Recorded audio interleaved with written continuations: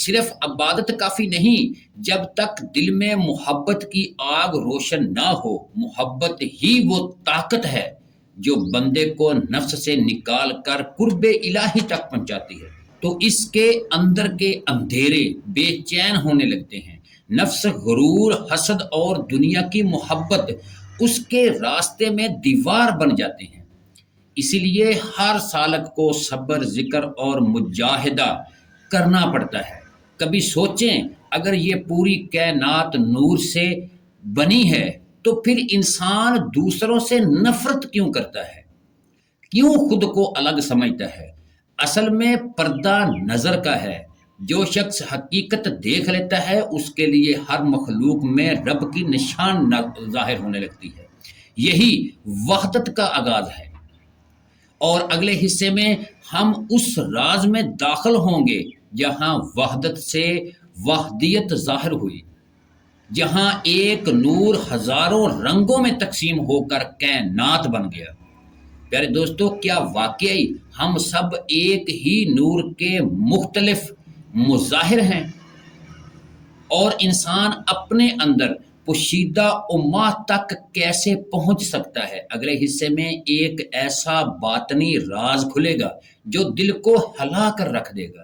اگر آپ اس روحانی سلسلے کو محسوس کر رہے ہیں تو کمنٹ میں لکھیں یا رسول اللہ صلی اللہ علیہ وآلہ وسلم، اور ہمارے چینل انمول کلام کو سبسکرائب ضرور کر لیں تاکہ اگلا حصہ آپ سے مس نہ ہو۔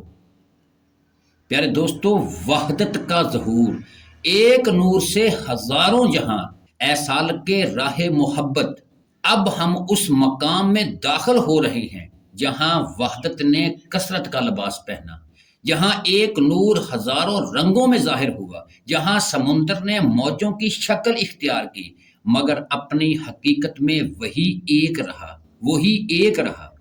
یہی مقام وحدیت کہلاتا ہے، یعنی وہ مرحلہ جہاں اللہ کی صفات، اسما اور تجلیات الگ الگ صورتوں میں ظاہر ہوئیں۔ پیارے دوستو، پہلے صرف خاموش احدیت تھی، پھر نور محمد صلی اللہ علیہ وآلہ وسلم ظاہر ہوا، اور پھر اس نور سے پوری کائنات کے نقش بننے لگے۔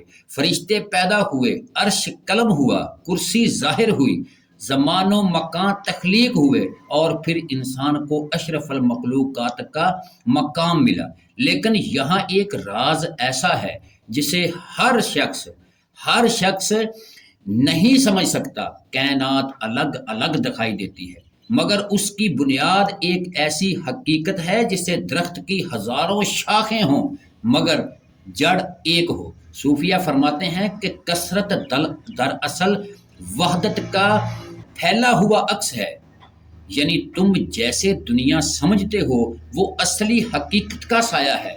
ہر انسان، ہر آواز، ہر رنگ، ہر لمحہ، سب اسی نور کی مختلف جھلکیاں ہیں، مگر انسان ظاہری پردوں میں اتنا کھو جاتا ہے کہ اصل کو بھول جاتا ہے۔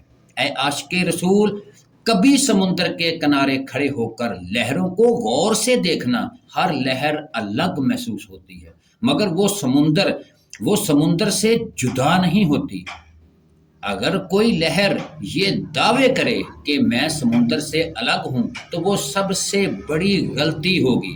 اسی طرح انسان جب خود کو اللہ کی رحمت اور نور سے جدا سمجھتا ہے تو وہ خوف، غرور اور تنہائی میں مبتلا ہو جاتا ہے۔ اصلی معرفت یہ ہے کہ بندہ اپنی حقیقت پہچان لے، وہ جان لے کہ اس کی روح کا تعلق اسی ازلی نور سے ہے۔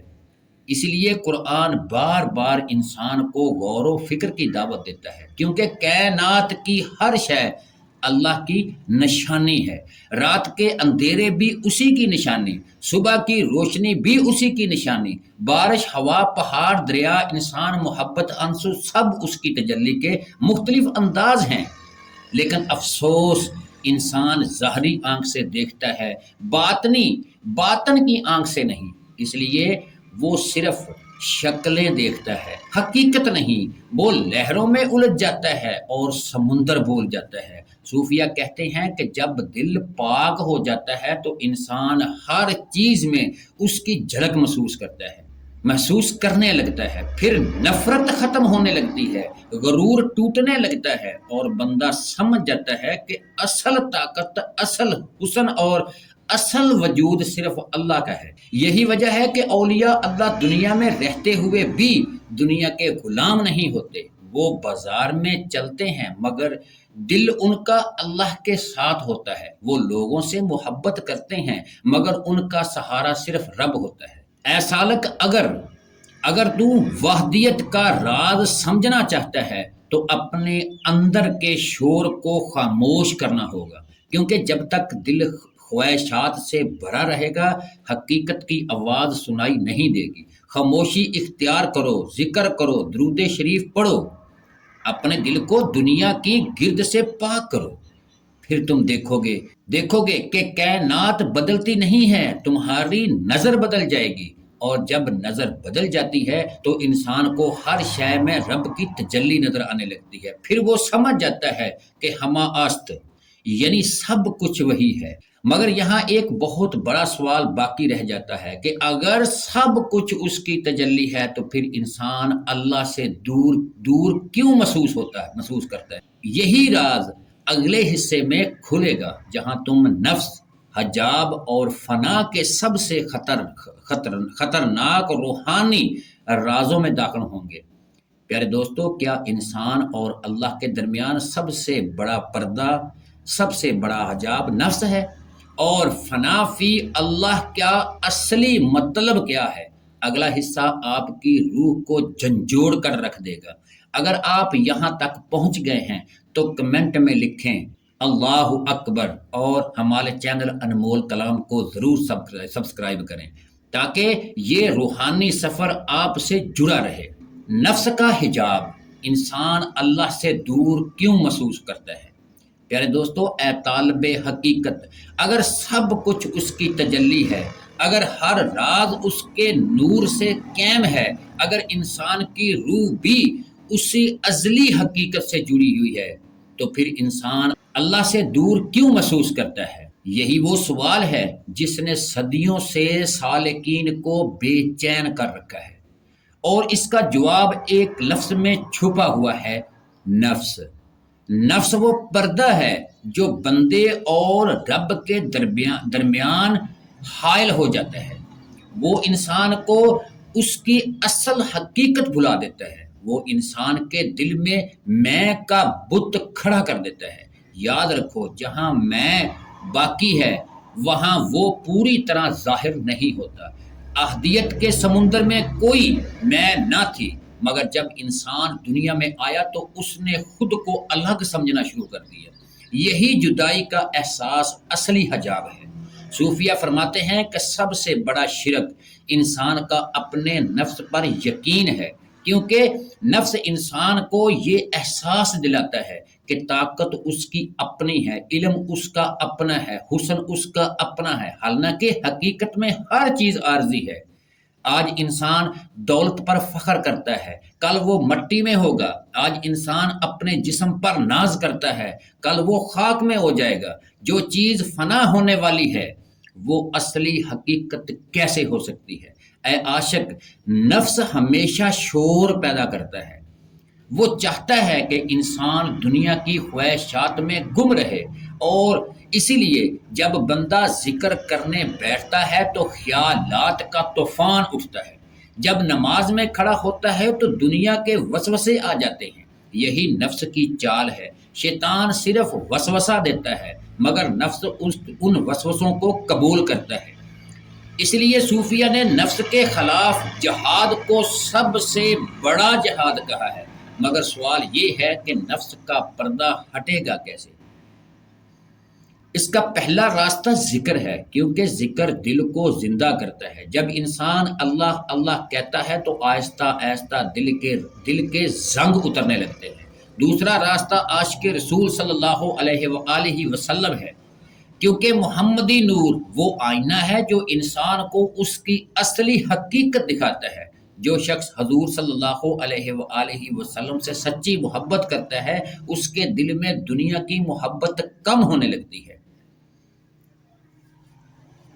تیسرا راستہ فنا ہے۔ فنا کا مطلب جسم کا ختم ہونا نہیں بلکہ میں کا ختم ہونا ہے۔ یہی بندہ اپنی انا، غرور، خواہشات اور چھوٹے تعارف کو چھوڑ دے۔ جب میں ٹوٹتی ہے تو وہ ظاہر ہونے لگتے ہیں۔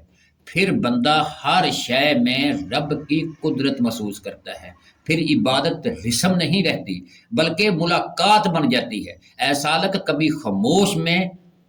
خاموشی میں اپنے دل سے پوچھو تم واقعی کون ہو؟ یہ جسم، یہ نام، یہ حیثیت، یہ اس نور کا ایک عکس جو ازل سے موجود تھا۔ یہ سوال انسان کے اندر انقلاب پیدا کر دیتا ہے، کیونکہ جب بندہ اپنی حقیقت پہچان لیتا ہے تو دنیا کے خوف ختم ہونے لگتے ہیں۔ پھر لوگ کیا کہتے ہیں کہ اس کی اہمیت کم ہو جاتی ہے۔ پھر دل صرف ایک ہی دروازہ ڈھونڈتا ہے، اللہ کا دروازہ۔ لیکن یاد رکھو، فنا کا سفر آسان نہیں۔ اس راستے میں آزمائش انتہائی زیادہ، تنہائیاں، خاموشیاں اور اندرونی جنگیں آتی ہیں۔ اس لیے ہر سالک کو ایک کامل مرشد کی ضرورت ہوتی ہے جو اسے نفس کے دھوکوں سے بچا سکتا ہے۔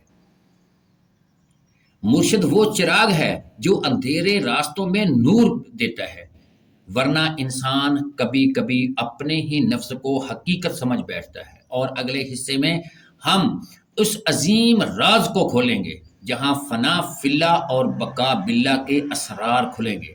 یہاں سالک اپنی ذات کھو کر اصل زندگی حاصل کرتا ہے۔ کیا فنا فی اللہ کے بعد انسان واقعی ایک نئی روحانی زندگی پاتا ہے؟ اور بقا باللہ کا وہ راز کیا ہے جس سے اولیاء چھپا کر رکھتے ہیں؟ اگلے حصے میں آپ کے دل کو ہلا کر رکھ دے گا۔ اگلا حصہ آپ کے دل کو ہلا کر رکھ دے گا۔ اگر آپ اس روحانی سفر میں ہمارے ساتھ ہیں تو کمنٹ میں لکھیں اللہ ہو، اور ہمارے چینل انمول کلام کو سبسکرائب ضرور کریں تاکہ اگلا راز آپ تک فوراً پہنچ سکے۔